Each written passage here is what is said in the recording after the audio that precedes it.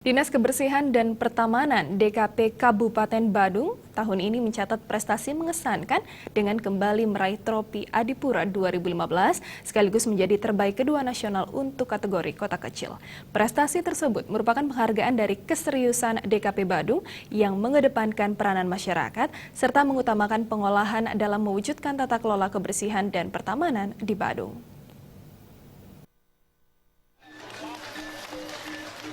Sebagai bentuk syukur atas keberhasilan DKP Badung meraih trofi Adipura 3 tahun berturut-turut, DKP Badung menggelar syukuran di rangkaian gebiar peranan BPJS Ketenagakerjaan yang berlangsung di Wantilan Pura Perancak Desa Tibupedang. Penjabat Bupati Badung diwakili Asisten Pemerintahan dan Kesra Setda Badung, Ida Bagus Yoga Segara, memberi apresiasi terhadap prestasi yang diraih DKP Badung. Terlebih saat ini, DKP Badung melakukan sejumlah terobosan inovatif, diantaranya melalui program Gelatik, Satu Desa, Satu Bumdes, hingga program Gotik. Dan memang untuk DKP Badung memang banyak inovasi yang dia buat dan sebagainya. Tadi sudah dilihat bersama-sama bahwa ada Ayu Kerja Award dan sebagainya, ada Gelatik dan sebagainya.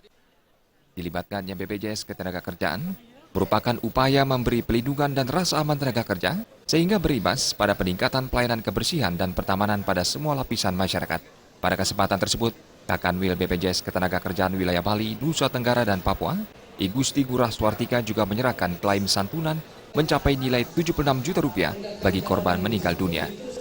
Nah, sampai sekarang kami sudah bersinergi dengan baik.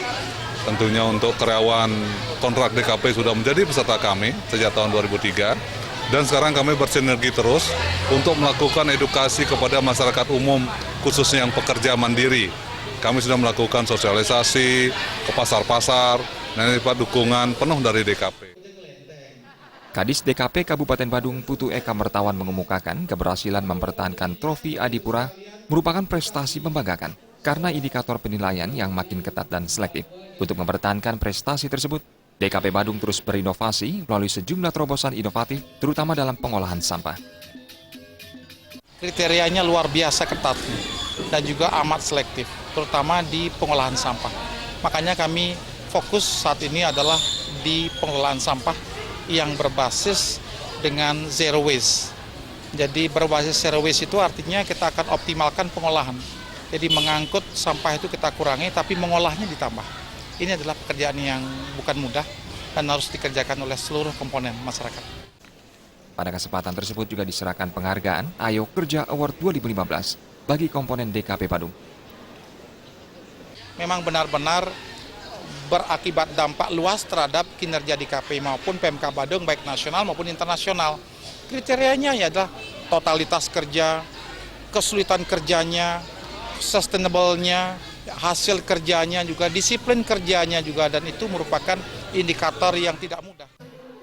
Acara syukuran makin meriah dengan adanya Festival Mapang Barong Bangkung serta Lomba Yel-Yel Kebersihan yang melibatkan tim dari Mabes DKP Badung, tim UPT Kuta, UPT Seminyak, serta UPT Bengwi.